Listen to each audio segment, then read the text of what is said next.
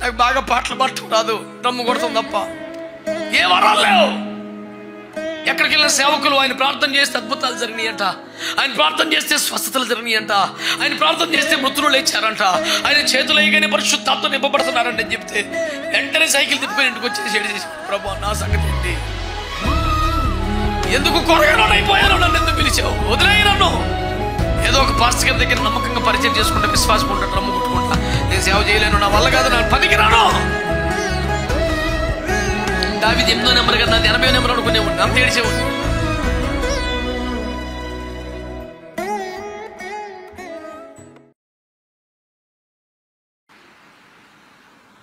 నేను సేవకు వచ్చే నాటికి ఏ కృపావరాలు పొందినవాడిని కాదు. గట్టిగా అరగంట వాక్యం చెప్పటం రాదు,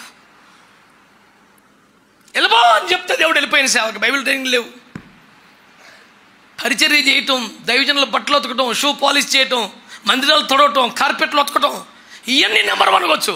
వాక్యం చెప్పటం రాదు. శనివారం రాత్రి అంతా సిద్ధపడితే 20 రెఫరెన్స్లు 30 రెఫరెన్స్తో ప్రసంగం తయారు చేసుకుంటే ఆదివారం పావు గంట 2 నిమిషాలు మొత్తం అయిపోయింది. చాలా ఆవేశంగా ఆసక్తిగా చెప్పేసేవాడిని. నేను సిద్ధపడింది అయిపోయింది కనుక ప్రార్థన చేసుకుందాం అని అంటే విశ్వాసులు ఇంకా సేవ చెప్పండి బాబు అనేవాళ్ళు. నాకు రాదు, ఇంకా నాకు వచ్చిందంత అయిపోయింది. అద్దాకి ఇదే పని ఏంటి, ఎక్కువసేపు మా ప్రార్థన చేసుకోవాలి మోకరించా అని అరిసి దెబ్బలాడి మోకరింపు చేసి ప్రార్థన చేసి అందరూ పంపించాలి. వెళ్ళిపోయిన తర్వాత ఆదివారం ఇప్పుడు 11 12 మోకాలు ఎత్తే సౌరం అయిపోయేది, ఎడుతున్నాడు వాళ్ళు. నాకు బాగా పాటలు పాడటం రాదు, డ్రమ్ము కొడతాం తప్ప ఏ వరాలు లేవు.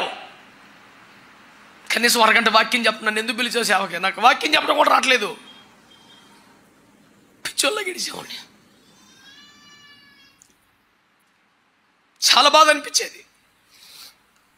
ఎక్కడికి వెళ్ళిన సేవకులు ఆయన ప్రార్థన చేస్తే అద్భుతాలు జరిగినాయంట, ఆయన ప్రార్థన చేస్తే స్వస్థతలు జరిగినాయంట, ఆయన ప్రార్థన చేస్తే మృతులు లేచారంట, ఆయన చేతులు వేయగానే పరిశుద్ధాత్మ నింపబడుతున్నారంట అని చెప్తే వెంటనే సైకిల్ తిప్పుకొని ఇంటికి వచ్చేసి ఏడిచేసి ప్రభు నా సంగతి ఏంటి,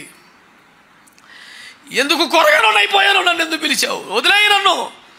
ఏదో ఒక పాస్టర్ గారి దగ్గర నమ్మకంగా పరిచయం చేసుకుంటా, విశ్వాసం ఉంటా, డ్రమ్ము కొట్టుకుంటా, నేను సేవ చేయలేను, నా వల్ల కాదు, నాకు పనికి రాను. దావీదు 8వ నెంబర్ కదా, నాది 80వ నెంబర్ అనుకునేవాడిని, అంత ఏడిచేవాడిని. అయినా దేవుడు వెల్లో నీకు తోడుగా ఉంటాను, వెల్లో నీకు తోడుగా ఉంటాను. ప్రేమించే తల్లిదండ్రులు, ప్రార్థించిన తల్లిదండ్రులు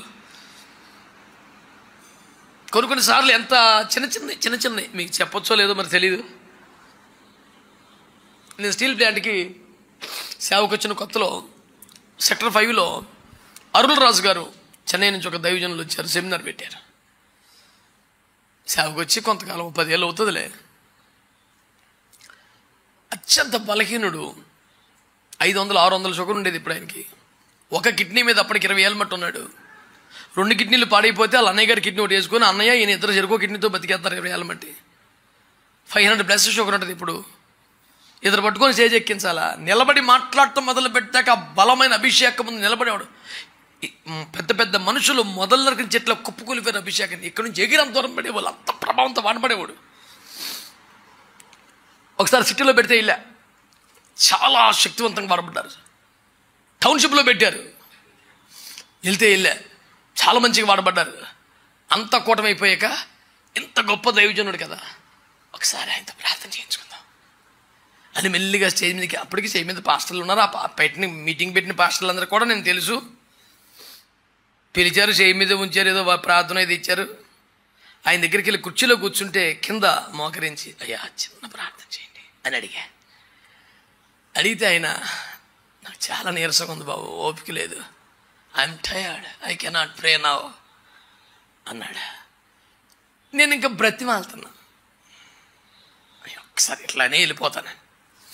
ఆ నిర్వాహకులు వచ్చి బాబా ఇబ్బంది పడలేగా అని నా రెక్కబట్టుకొని లాగేశారు. అక్కడి నుంచి ఏడుచుకుంటూ ఇంటికి వచ్చా. నాకే ప్రత్యేకమైంది లేదు, కనీసం ఒక ప్రార్థన ఆశపడ్డాను. రైనాడు బొంకే లాంటి దైవజనులు చేతులు ఇస్తే దీవించబడ్డ దైవజనులు చాలా మంది అన్నారు. నాకు ఈ చిన్న దైవజనుడు కూడా నాకు ఆ భాగ్యం లేదని ఏడ్చుకుంటూ ఇంటికి వచ్చి తిండి తినకుండా ప్రార్థనలో ప్రభు స్పష్టంగా రాత్రి నాతో మాట్లాడి దర్శించి ఒక దర్శనంలో ప్రభువే తన చేతులు 2 నా మీద పెట్టినట్టుగా చూపించారు. ఆ దర్శనం చూసినప్పుడు నాకు అనిపించింది, సరే నేను ఒక దైవజనుడు చేయి వేయలేదని బాధపడుతున్నాను, నేనే నా చేతులు వేశాను కదా. ఒక ఓదార్పు వచ్చింది, ఒక ధైర్యం వచ్చింది. సర్లే ప్రభా, నువ్వే చేతులేసి ఇంక నాకు కరువేంటి, చాలయ్యా. ఇప్పుడు కదా నెంబర్ 1 పొజిషన్కి వచ్చానని చెప్పట్లేదు నేను. ఎప్పుడు ఒక కొరత, దుఃఖం, దిగులు ఉండేది. అలాంటి నన్ను, గట్టిగా 100 మంది సంఘం లేని నన్ను దేవుడు కృపలో మెల్లిగా తీసుకెళ్ళటం ప్రారంభించాడు. ఈరోజు IFJ విజ్ఞాపనోద్యమంలో నాతో కలిసి మోకరించే దైవజనులు కనీసం 3,500 మంది సేవకులు ప్రభు నా చేతికి అప్పగించాడు.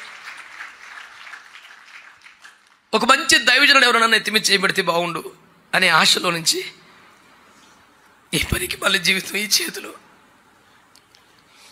కనీసం ఒక 2,000 మంది పాస్టర్స్ని ఆర్డినేషన్ చేశాను ఈ రోజుకి నేను. ఎవరు చెయ్యను నా మీద పడితే బాగుండనే స్థితి.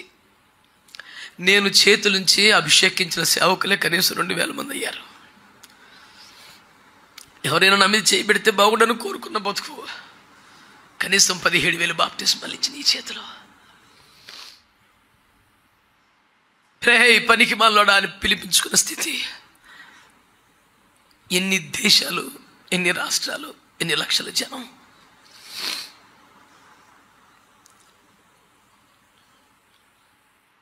నీ వెనుకబడతనం, నీ ఓటమి, నీ వైఫల్యం, నీ ఫెయిల్యూర్ అన్నీ నిజమై ఉండొచ్చు. జనం నేను తిట్టే తిట్లు నిజమై ఉండొచ్చు. కానీ వీటన్నిటికంటే నిజం ఇంకొకటి ఉంది. God can change your number, God can change your position. నిన్ను తీసుకెళ్ళి తాను కోరిన స్థానంలో ప్రభు పెట్టగలట. ఎంతమంది గట్టిగా ఆమె నేను చెప్తారా? హల్లెలూయా, హల్లెలూయా. నా బ్రతుకులో నుంచి, నా జీవితంలో నుంచి నా ప్రభు లోకానికి కనపడాలి. ఈ ఒక్క ఆశ మనసులో పెట్టుకోచాలా, ఈ ఒక్క ఆశ మనసులో పెట్టుకోచాలా. ఇప్పటికే జీవితం చాలా ఖర్చు అయిపోయింది, చాలా వేస్ట్ అయిపోయింది. భార్య కోసం బతికావు, భర్త కోసం బతికావు, బిడ్డల కోసం బ్రతికావు, నీకున్న బాధ్యతల కోసం బ్రతికావు. దేవుని కోసం ఎప్పుడు బ్రతుకుతావు? నీ మరణం నీకు తెలుసా? ప్రభు రాకడ నీకు తెలుసా? నా కుమారుడా, నా బిడ్డ, నా కొరకు ఏం చేసావని రేపొద్దున ప్రభు అడిగితే, చర్చికి వెళ్ళాను ప్రభు, దశంభాగం ఇచ్చాను ప్రభు అని చెప్తావా? ఇంతేనా నీ సాక్ష్యం? నా కొరకు ఏం చేసావు కొడుకా అంటే నీ దగ్గర సాక్ష్యం ఏది నాన్న? నాలాంటి వాడి దగ్గర ఏదో ఆన్సర్ చెప్పేసి నువ్వు చలమని అయిపోవచ్చు. క్రీస్తు న్యాయపీఠం ముందు ఏది పడితే అది చెల్లదు, చెల్లదు.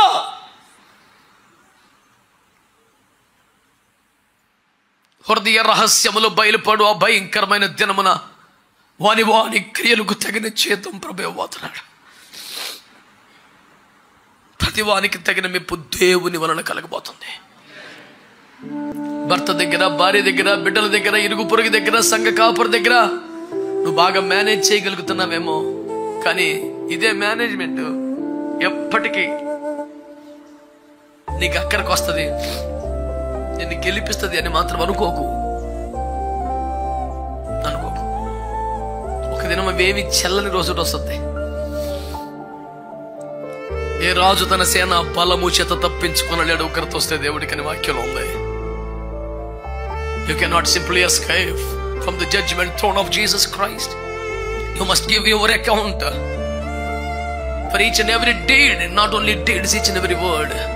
ప్రతి మాటకు లెక్క చెప్పాలంట. ఆ రోజు అలాగ ఎందుకన్నామంటే గబుక్కున అనేసారు బాబు, చాలా మాట గబుక్కున అంటామేంటి? నిన్ను కొనుక్కున్నాను నేను, నన్ను గబుక్కున మాట్లాడితే కుదురుద్ది. పెద్ద రెక్కల మీద మోసినట్టు మోసుకొచ్చా నిన్ను. మీరు నాకు స్వకీయ సంపాద్యంగా, నాకు స్వాస్థ్యంగా మీరు ఉండాలన్నాడు ఆయన. ఏదో ఒక మాట చెల్లుబాటు అవ్వదో. ఈ రోజున దేవుని వాక్యం నీతో నాతో మాట్లాడుతున్న సంగతిని నువ్వు సీరియస్గా తీసుకోవాలి.